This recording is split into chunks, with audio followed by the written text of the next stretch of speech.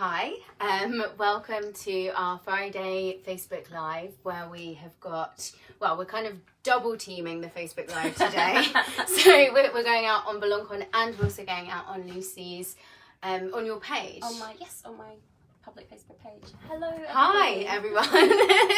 So this is something we've never done before, double Facebook Living, but it's going to be an exciting experiment.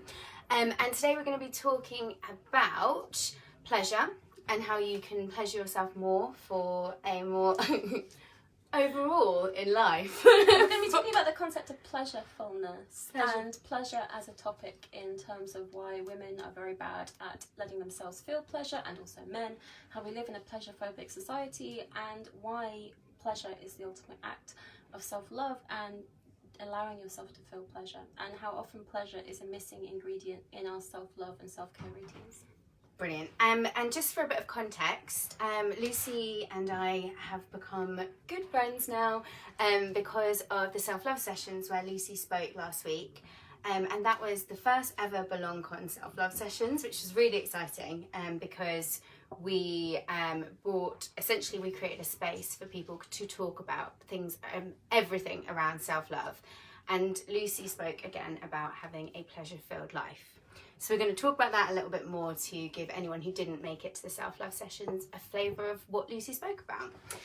So, pleasurefulness. What is that? So I don't know if this is a word I invented. I probably didn't. Someone probably invented it before I did. But I'm claiming the word pleasurefulness. And it's where you are engaging in pleasurable sensations and enjoying everything that life has to offer you. And really allowing yourself to feel pleasure, because if you are used to a mindfulness practice, and I'm a huge fan of mindfulness by the way, pleasurefulness is where you pay attention to pleasurable sensations during the day. So if you're drinking the most amazing cup of coffee, or you are walking along the beach, because we do live in Brighton so we do have a beach, and the sun is shining, or if you're just lying back on a lovely pillow, really allowing yourself to feel those pleasurable sensations and to enjoy them. Because we live in a very sex-saturated but pleasure-starved society, and British people have a really messed up attitude towards pleasure. So when you say that, because it's definitely, we were just talking about, you know, the dick pic situation, that, you know, like, and that is kind of indicative of that way of just going straight on in there, like, give me sex. And it doesn't feel like it's got that sort of sensual element a lot of the time. It does feel like it's an exchange. So do you think that's because of the internet? Like, why do you think that's happened? I would say not just the internet. I think I talk about this a lot, how in Britain and the USA, we do come from Puritanism. You know, we've had hundreds of years of Puritanism, which is this doctrine that anything that feels good must be bad. And we have to work hard and sacrifice ourselves. And the best value that you have is working hard. And then women are also given this narrative that they have to look sexy, to appear sexy, to look a certain way, or to act a certain way, without actually being connected to how you feel on the inside, without being connected to your pleasure source. So when I'm working with men, women, couples, often it comes, and I'm working with them as a sex coach, and they come to me with sexual concerns, I always ask them, what is your relationship with pleasure? How do you feel pleasure? How much pleasure do you allow yourself to feel outside of the bedroom? And they're like, what? Do you think it's because they associate pleasure specifically with sex, and they're like, what do you mean, like, outside of the bedroom? I know, and actually living a pleasure-filled life is embracing sexual pleasure and every other kind of pleasure. It's very sensual, and it's allowing yourself, because a huge component is allowing, giving yourself permission that I'm allowed to enjoy. I don't have to punish myself all the time. And giving yourself self-love is actually believing that I'm worthy of experiencing pleasure and feeling good. And what you were saying about how sex can become very one-dimensional, there's often a disconnect from pleasure. Yeah, I mean, and I think that's the key thing, is pleasure is a large part of a self-love practice. And it is about coming back into yourself and taking pleasure in the smallest things. And since I've been doing my self-love practice, I find myself mainly having those overwhelming feeling of, I guess, like euphoria, really, in the strangest times. Like, I could just be walking down the street and just notice that seagulls are like having a little fun time there. And like, that sounds like a silly example, but actually it's like I kind of go, oh, that's really cute that they're having that, whereas before I'd be like, oh, it's so annoying. It's filling yourself up with as much joy and pleasure, because I think joy is another component, which is, I remember at the talk someone was saying, is one kind of pleasure better than the other? Yeah. And I was saying, well, why do we put a hierarchy on pleasure? Why can't we fill ourselves up with all of the yummy sensations? Because there are different ways of experiencing pleasure. There's, the pleasure of the senses, so sight, touch, taste, sound, how you feel in your body. There's also emotional pleasure, there's spiritual pleasure, and there's sexual pleasure. And it's building that pleasure repertoire of allowing yourself and feeling all the different ways pleasure feels in the body. Because pleasure is a bodily sensation. Mm-hmm. Yeah, 100%. And like, I don't know how good a kind of analogy is, but in my head I always think about that film with Ashton Kutcher where he's not allowed to have sex for X amount of days. And like, it's not the best in terms of its message, but the scene I think about is when they use like the feather to feel pleasure in a different way, and actually him taking a step away from sex as such means he can connect more with himself and what he wants from somebody else, and how they can have that exchange without actually having intercourse. It's whenever I work with somebody who is in a sexless relationship, or a woman who doesn't feel any desire, it's like, we'll take sex, by sex I mean penis and vagina, take that off the menu and actually realise there's so much more you can experience. And in the same way, if I'm working with a man with erectile difficulties or ejaculation difficulties, it's take intercourse off the menu and focus on all the different ways you can experience pleasure in your body. And again, it always comes down to permission and allowing. And it goes very, very deep, this shame that we carry, that I'm allowed to feel pleasure in my body, I'm allowed to enjoy everything in my body. How would you, what advice do you give people who are struggling to allow that pleasure in? I get them to keep a pleasure journal. So it's every day noting down the pleasurable sensations or things that they noticed, and it can be really small, like I cuddled my cat and I liked the softness of his fur and his purrs. And then I get them to pay attention when they're noticing pleasurable sensations, and give yourself just a few moments to enjoy it. So if you really love coffee first thing in the morning, giving yourself a couple of minutes just to let it flood your senses and enjoy it. Food is a really good tool. It can be a good tool. It's very obvious when we take pleasure in food, but it can also be feeling pleasurable touch, or having somebody gently caressing your arm. It's noticing all different ways you can experience pleasure and then focusing on that. Yeah, I have a really good friend who comes, every time she comes around to my house, we end up spending at least an hour just like stroking each other's hair or stroking each other's arm, and like, it's just like a really nice way of bonding with somebody. It's absolutely not sexual, but it is extremely pleasurable, and it's so lovely to take that time to do that, and do that with someone else is really nice. We live in a very touch-starved society as well, where British people are really not touch-friendly, I think, whereas you have like Latin cultures or South American cultures where they're very touchy-feely. I remember I had a Spanish friend saying that when she came to England that nobody was touching her, because it's very normal in Spain to be constantly touching each other's arms, and touch is a really underused sense. Again, if you're working with a couple who are having sexual difficulties, it's like, well, are you touching each other? And touching just for the sake of touching, rather than to get to the end goal, which is to have sex to orgasm. And we don't allow ourselves enough touch, and to receive it and to give it, and how much fun you can have just from playing with the hand or stroking the hair. Yeah, absolutely. And I think it can often be more intimate and more love-filled when you do that. I mean, I'm an extremely demonstrative person, so I'm constantly trying to touch and hug everybody. And I do feel a lot of the time, like with the more British of my friends, you can feel them go, oh, I don't really want you to stop touching me now. There's also consent you have to take into consideration. Oh, yeah, some people don't want to be hugged, and I'm a very huggy person, but sometimes I don't want to be hugged right now. Yeah, that is true. You do have to say, to those people, can I hug you? You can't just kind of, ooh. I know, and it's something I had to learn, because, someone that you may really be close with and they may really be huggy, and they'll be like, I'm not in the mood for hugs. Yeah. If I'm really pissed off, or if I'm really tired, or if you just had a fight with someone, or you're just stressed, sometimes the last thing you want is somebody touching you. Yeah, that's true. So it's always, would you like a hug? And then it gives them the invitation to say no. And then it gives them back bodily autonomy. Yeah, that's always what I do with Alice, my business partner. I was like, do you want a hug? Because yeah, and I think that's exactly it though. It's about being open, isn't it, about what you need and respectful of what somebody else needs and where their boundaries are. Yeah. And that is also about self-love, actually. It's about kind of that connection with yourself helps you to have connection with other people too. It's tuning into where your yes and where your no is. And again, it comes back to pleasure. It always comes back to pleasure in my book, because it's finding out where in your body you're feeling a yes and a, oh, give me more, and where am I feeling a, no, not right. And then the next step is acting on that, which is really difficult sometimes. It's so hard to lay down boundaries with people we love and care about, because we don't want to hurt them. But actually, the more you don't lay down boundaries, the more you let people override your boundaries, that leads to resentment, which leads to other things, which can then end up seeping into the relationship. So it is an act of self-love to know where your yes and where your no is, to lay those boundaries of no so you can say yes to the things you really want. Yeah, I think that's really key, isn't it? It's something that I've definitely been exploring a lot more, is when I say, my mum always says it to me, like when you say yes to something, are you actually saying no to yourself?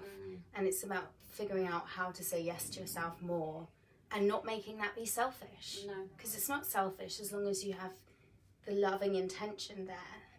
It's not selfish, because especially if you're somebody who is a giver, somebody who's constantly meeting other people's needs and running around after everybody else, and then you end up depleted, and then you wonder why you're depleted or burned out or resentful or just feeling angry all the time, it's because you're not saying no. And this is a huge self-development tool in learning how to say no. It's really powerful, learning how to say no, because then you can actually say yes. Yeah, absolutely. And also I think it's being able to hear a no. Because on the other side, it can be very difficult to have somebody tell you no. It can feel like rejection. It can feel like, oh my God, do they hate me? Do they think I'm ugly? And you can end up catastrophizing, which then makes it more difficult for them to say no in the future. So it's on both sides to be able to hear a no. In consent training and in some training I've done where we'll do an exercise with different touch, it's called yes, no, maybe. And the idea is that when you are touching someone and they say a no, you say thank you. Because with that idea, that you're reaffirming to them that it's okay to say no, that they're allowed to say no, and you're able to hear a no, and know this no isn't coming from an I hate you, you're disgusting, because we can catastrophize it in our heads. If somebody rejects us, which again comes back to when we have online harassment of women, where a lot of men can feel that rejection means automatically I hate you, you're ugly, you're disgusting, and it's very difficult to hear a no, because especially when you really want something. Yeah, exactly. And I guess also that's about coming into the question with as less expectation as you can, so that when you hear that no, if you hear that no, you're not going, it's not collapsing all of the stories that you've built in your head about what the person should be doing. And also stories about yourself, because it often ties into self-worth, that if somebody's saying a no to me, it must mean something about me, that I'm wrong, or I'm bad, or I'm less of a person. And if you're already feeling insecure and feeling a lot of doubt about yourself and not sure about who you are, this can reaffirm that sometimes, which is why some people can end up very angry and can do a lot of damage, because they're so used to hearing no, because they have very bad self-esteem. It's difficult to hear a no. Yeah, absolutely. And in terms of self-esteem then, because with the pleasure, with the coming into your body, with the work that you do with people around sex and their relationship with their body and their genitals particularly, how well it is, isn't it? I'm sitting here with my velvet pillow. We've got a few vulvas with us. Pillow. This is Velvet Vivian, and I did a competition on my Instagram to name her, because we need to come up further with our vulvas. It's upside down. Oh. I'm sorry. She's holding the vulva upside down. That's actually a Christmas tree bauble, and it's got a little bell. And this is little 3D printed clitoris I have. Not many people know what a clitoris looks like on the inside. This is what it looks like. It's not completely. It's not hard plastic like this. It's quite soft. This is actually quite sharp. I got given this at a conference. It's really sharp. I love using this with clients and showing them what the vulva anatomy looks like. Yeah, it's amazing how few women actually know what their vulva looks like, and have actually kind of embraced it for want of a better word. It is about embracing, because This happens with men with penis shame as well, but so many women have shame around their vulvas where they've never looked at the vulva before. You know, your lovers will see your vulva more than you do because, you know, the vulva is something that's tucked in. It's difficult to see unless you have a mirror, and we don't really see enough vulvas depicted, so you think that yours is really ugly or a weird shape because you haven't seen others. Yeah. And it's very, you know, it's very normal to talk to your doctor about your earache or your headache or I've got stomach problems, but actually some people still find it very hard to say vagina and vulva. Really hard. Yeah.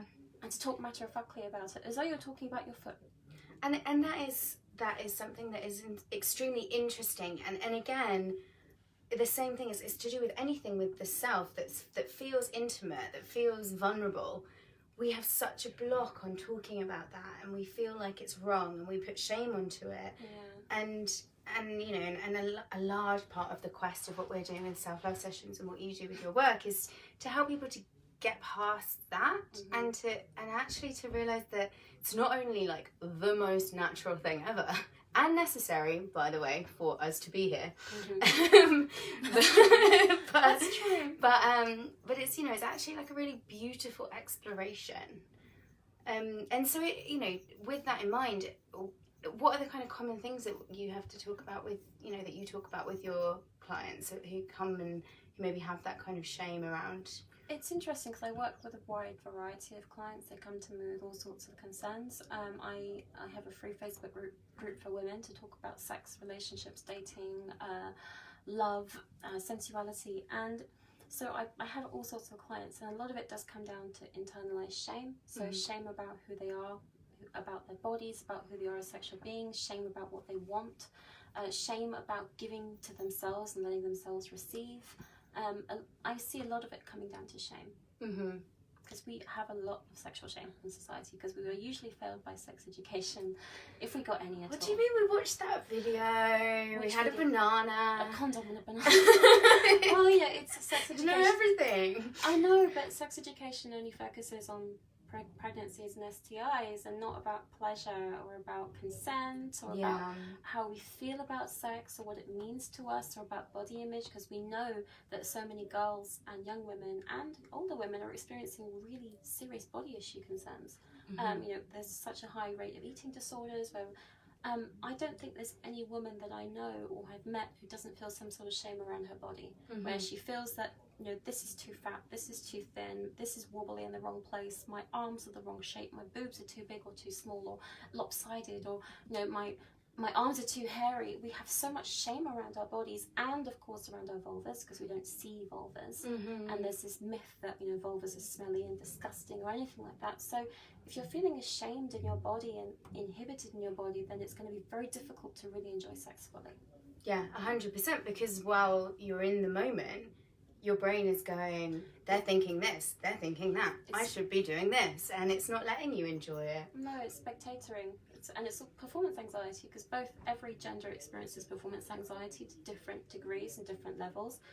For men who experience performance anxiety, it's often around, am I staying hard enough? Am I lusting? Is he or she having an orgasm? Am I good enough? Am I big enough? And for women, it's often, am I looking sexy enough? Do I need to look like a porn star? Do I have to perform a certain way?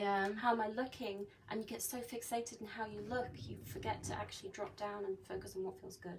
Yeah, exactly. And I think the thing that always really helps me in those kind of situations, and in a situation in any time where I get so consumed in how other people think about me, is that in my brain, I'm the big stick person and everybody else is looking at me and they're like, not that I think I'm better, but that, you know, I'm being looked at by all of the other little stick people. And in everybody else's brains, they're the big stick person. And like it's just the best kind of visualization that I have for, you know, we always think that everybody is looking at us and judging us, and then so does everybody else. And actually the reality is that we're not judging anybody, we're just thinking about other people judging us all the time. We're so fixated and caught up in our own story and am I good enough, do I look enough? And actually maybe the other person isn't thinking that at all. Maybe they're appreciating something else about you that you never thought. Yeah. I think it's very difficult to often hear praise and to hear compliments and to hear, actually I find you really attractive or really sexy. No, my arse is too big or it's too small. No, I find you really sexy. be really difficult to hear that sometimes. Yeah, it really, really can. And it's a very important message, I think, for all of us to hear, is that we are enough exactly how we are. Like that, you know, that's the message of what we're doing with BelongCon in general, and especially with, well, not even especially, but the main focus of the self-love sessions. So we should probably wrap up, but just in terms of the self-love sessions, you were one of the first speakers that we've ever had. We're going to be continuing them every 3 months. So it would be really helpful if you could just say a little bit about what you got from being there and from speaking. I love talking about pleasure. It was such a lovely group of people. It was really supportive. I think I felt the vibe in the room was really supportive and really loving. I loved the huge variety of speakers that were talking about topics that weren't really cliche, like, oh, you know, affirmations and you are beautiful, but they were talking about really unique topics that I don't think they cover in a lot of typical self-love stuff. Like, I loved the drag queen talking, and also Josh and Rowett talking about being a contradiction, because that's not what you think about as being self-love, and Michelle talking about body love and body self-esteem, and what's her name, Sophie talking about being a Sologamist, you know, marrying herself. And again, it's not topics that we tend to think about with self-love, so I really enjoyed that. Oh, really glad. So thank you so much for coming, and I guess thank you both for coming. Thank you, Sophie, for being on my page. Thank you for having me on BelongCon. And thank you for having me on your page. Thank you. And thank you all, and have a wonderful weekend. Bye. Bye.